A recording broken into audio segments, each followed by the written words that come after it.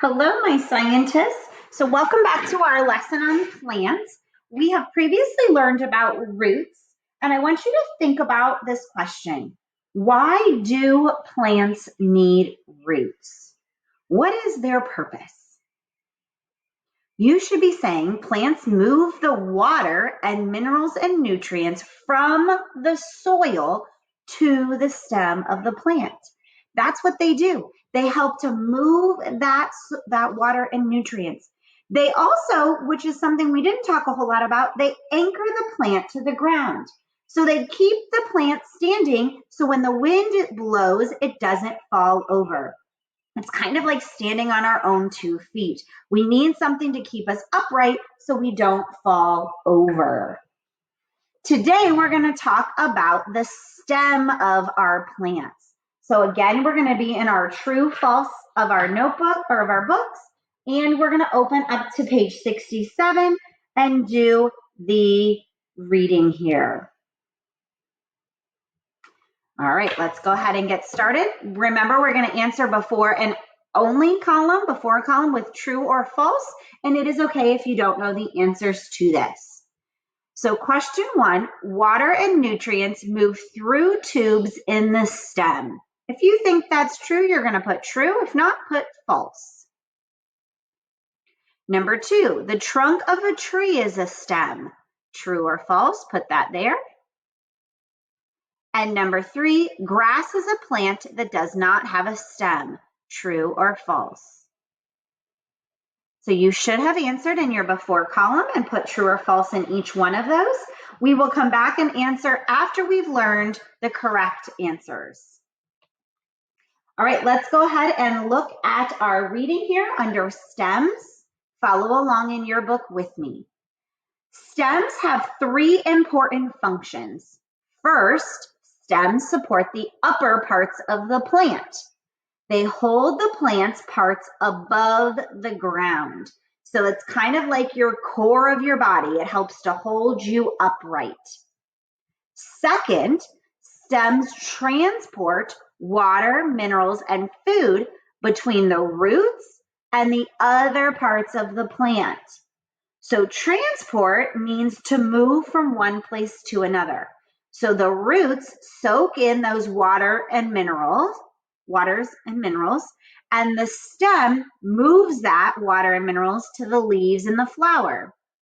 We'll learn later that the leaves make the food, and the stem moves that food to the flower and other parts of the plant. Third, some stems store food and water for the plant, so they hold the water in place. A celery stalk, so think of celery, is a stem that stores food and water. The stem of a cactus also stores water. So if you know anything about a cactus, it also stores water. Okay? So let's look here. On here is a tree trunk. Guess what, guys? A trunk of a tree is the stem. It is a specific kind of a stem we're going to read about in a few moments here called a woody stem, but a tree trunk is the stem. The roots are down below and the leaves and the flowering parts are up above. So this is a stem. We have the cactus, which is going to go ahead and transport, but also hold water for them. And we have a different stem here growing straight up and down. There are 2 kinds of stem, woody and herbaceous. Say that with me, herbaceous. Woody stems are hard, brown, and rigid. Rigid meaning standing stiff. They grow larger around each year, so they get bigger around. Woody stemmed plants are usually large and include trees and shrubs. So if you have a bush in your front, it probably has woody stems. Herbaceous stems are soft, green, and flexible. Plants with herbaceous stems are usually small. Grasses, beans, corn, lilies have herbaceous stems. So those are stems that are smaller and are flexible. People use some kinds of stems for food, and we're going to talk more about this.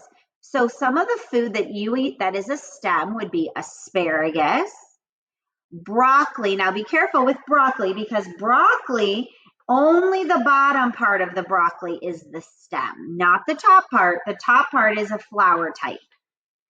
Celery is a stem. Green onions are also stems that we eat. Woody stems can produce wood for buildings, furniture, paper, and other products. So we use the stems of plants in our environment. And if we look here on the left would be a woody stem. This is going to be from a bush or a shrub. And so you can tell that this is a harder one. And on the right here is an herbaceous stem. It is a green flexible stem from a plant that is growing smaller. Here are some of the foods that we eat that are stems. We have asparagus. And again, this part of the broccoli, this base of it is the stem. The top part is not. Celery is a stem, and the green onion part is a stem. So these are stems that we eat, just like we eat roots. All right, let's talk a little bit about the water. So the water in a plant that goes up the stem helps it to stand tall. A plant doesn't have a skeleton like you and I do. It doesn't have a backbone. So the water inside a plant fills out its little cells. It goes in these little teeny holes here, which are like tubes, and it fills out the stem. When it fills it out, it makes the plant strong and sturdy. I want you to think of like a plastic bag. If I have a plastic bag and I try to stand it up, it's going to fall over. But if I were to fill that plastic bag with water, it's going to have more structure to it and be able to be moved around.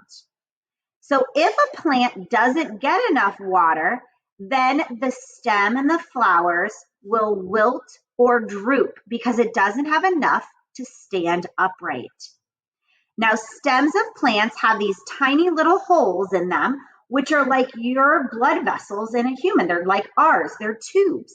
And those tubes are what are carrying or transporting the water and nutrients and food all over the plant.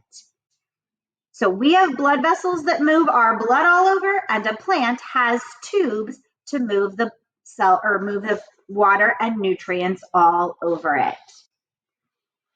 All right, so today we have learned all about stems, and we will learn in our next lesson about the leaves of a plant.